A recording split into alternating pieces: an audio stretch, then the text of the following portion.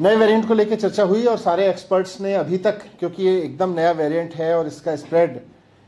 अभी दुनिया भर में बहुत अनसर्टेन है, इसका इम्पैक्ट क्या है इस पर भी अनसर्टेनिटी बनी हुई है। तो ये कैसे रिएक्ट कर रहा है नया वेरिएंट, सब लोग इसको लेकर दुनिया भर में चिंतित हैं। आज हमारे जो भारत सरकार के एक्सपर्ट्स हैं उन्होंने पूरा एक अभी तक की जितनी भी जानकारियां मिली हैं उसके बारे में डीडीएमओ को अवगत कराया और उन्होंने भी कहा कि हम भी नज़र रखे हुए हैं, सरकारें भी नज़र रखेंगी, लेकिन अपनी तैयारियों में कोई कोताही नहीं करेंगी। वो चाहे वेरिएंट कितना डेडली है और कितना नहीं है, वैक्सीन पे इसका कितना असर पड़ रहा है नहीं पड़ रहा, ये सब चीज़ें अभी बहुत आगे कुछ समय में, आने वाले कुछ समय में क्लियर होंगी। लेकिन सर तैयारियां उस लिहाज से नहीं, तैयारियां तो यह है कि अगर केसेस बढ़ते हैं किसी भी कारण से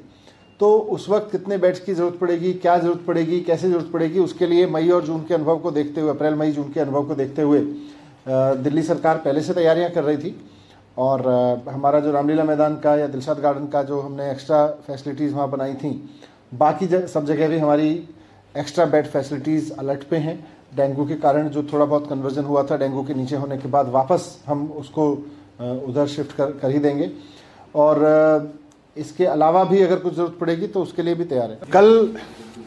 मैंने दिल्ली के 250 स्कूलों की लिस्ट जारी करके पंजाब के शिक्षा मंत्री जी से रिक्वेस्ट किया था कि आपने दिल्ली के स्कूलों में आके देखने की इच्छा जताई थी और कहा था कि 250 स्कूलों के आधार पर आप दिल्ली और पंजाब के शिक्षा मॉडल को कंपेयर करना चाहेंगे। तो मैंने उनसे रिक्वेस्ट किया था कि 250 स्कूल हमने दिल्ली के दे दिए हैं, वैसे तो कितने भी स्कूल आप मांग लें, लेकिन 250 स्कूल आपने बात की, हमने 250 स्कूलों की लिस्ट दी थी और रिक्वेस्ट किया था कि शाम तक वो भी पंजाब के 250 स्कूलों की लिस्ट जारी कर दें ताकि कंपेयर किया जा सके कि किसने इंफ्रास्ट्रक्चर पे, टीचर्स ट्रेनिंग पे, रिजल्ट पे, बच्चों के ओवरऑल लर्निंग आउटकम पे, पूरे शिक्षा सुधार पे पंजाब के शिक्षा मॉडल में ज़्यादा अच्छा काम हुआ है कांग्रेस के, या दिल्ली के शिक्षा मॉडल में केजरीवाल जी के मॉडल में ज़्यादा अच्छा काम हुआ है, और पंजाब की जनता तय कर लेगी। मैंने रिक्वेस्ट किया था कि शाम तक लिस्ट जारी कर दें, लेकिन 24 घंटे हो गए, 24 घंटे तक उनकी तरफ से कोई इसका जवाब भी नहीं आया है। ऐसा लग रहा है कि अब वो शिक्षा का मैदान छोड़ के भाग गए हैं। जब मैंने कहा था 10 स्कूल देख लीजिए तो उन्हें लगा कि शायद हम 10 स्कूल पर कुछ डिफेंस करेंगे, हमने कहा 250 स्कूल देख लीजिए। तो अब लग रहा है कि वो मैदान छोड़ के भाग रहे हैं। मैं उनसे फिर से रिक्वेस्ट करता हूँ, ख़ास तौर से मैं अब पंजाब के मुख्यमंत्री जी से रिक्वेस्ट करूँगा कि हकीकत तो ये है कि 4.5 साल 5 साल में आपकी सरकार ने पंजाब में कुछ नहीं किया।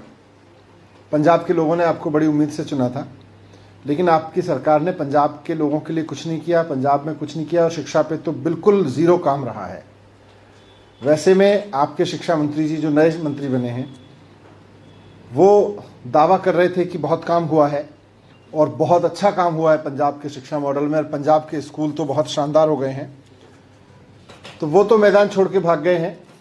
अब मैं चन्नी साहब से रिक्वेस्ट करूंगा कि शाम तक आप